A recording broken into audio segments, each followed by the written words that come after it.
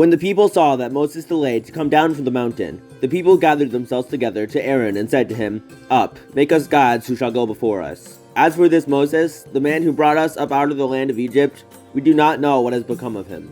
So Aaron said to them, "Take off the rings of gold that are in your ears of your wives, your sons, and your daughters, and bring them to me." So all the people took off the rings of gold that were in their ears and brought them to Aaron. And he received the gold from their hand and fashioned it with a graving tool and made a golden calf. And they said, "These are your gods, O Israel, who brought you up out of the land of Egypt." When Aaron saw this, he built an altar before it.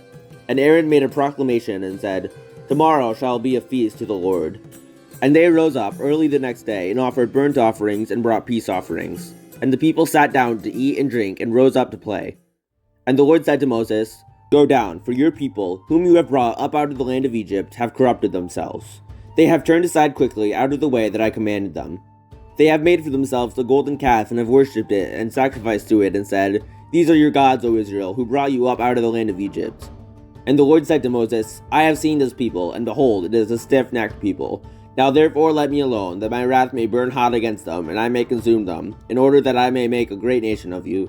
But Moses implored the Lord his God and said, "O Lord, why does your wrath burn hot against your people, whom you have brought out of the land of Egypt with great power and with a mighty hand? Why should the Egyptians say, 'With evil intent did he bring them out, to kill them in the mountains and to consume them from the face of the earth'? Turn from your burning anger and relent from this disaster against your people. Remember Abraham, Isaac, and Israel, your servants, to whom you swore by your own self, and said to them, 'I will multiply your offspring as the stars of heaven, and all this land that I have promised I will give to your offspring, and they shall inherit it forever.' And the Lord relented from the disaster that he had spoken of bringing on his people. Then Moses turned and went down from the mountain with the 2 tablets of the testimony in his hand, tablets that were written on both sides. On the front and on the back they were written. The tablets were the work of God, and the writing was the writing of God, engraved on the tablets. When Joshua heard the noise of the people as they shouted, he said to Moses, "There is a noise of war in the camp." But he said, "It is not the sound of shouting for victory, or the sound of the cry of defeat, but the sound of singing that I hear." And as soon as he came near the camp and saw the calf and the dancing, Moses' anger burned hot, and he threw the tablets out of his hand and broke them at the foot of the mountain. He took the calf that they made and burned it with fire, and ground it to powder, and scattered it on the water, and made the people of Israel drink it. And Moses said to Aaron, "What did this people do to you, that you have brought them such a great sin upon them?" And Aaron said, "Let not the anger of my Lord burn hot. You know the people, that they are set on evil.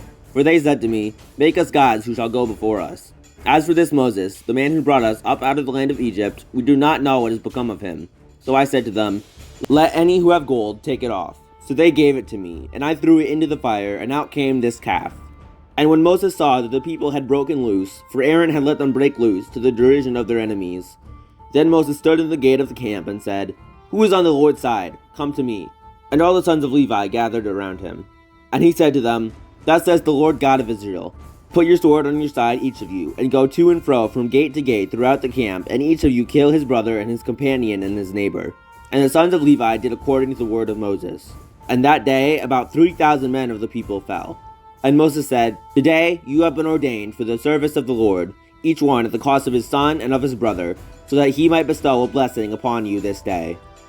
The next day Moses said to the people, "You have sinned a great sin.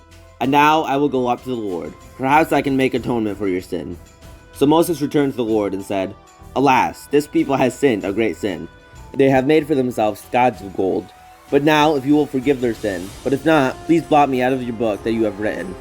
But the Lord said to Moses, "Whoever has sinned against me, I will blot out of my book. But now, lead the people to the place about which I have spoken to you. Behold, my angel shall go before you. Nevertheless, in the day when I visit, I will visit their sin upon them." Then the Lord sent a plague on the people, because they made the calf, the one that Aaron made.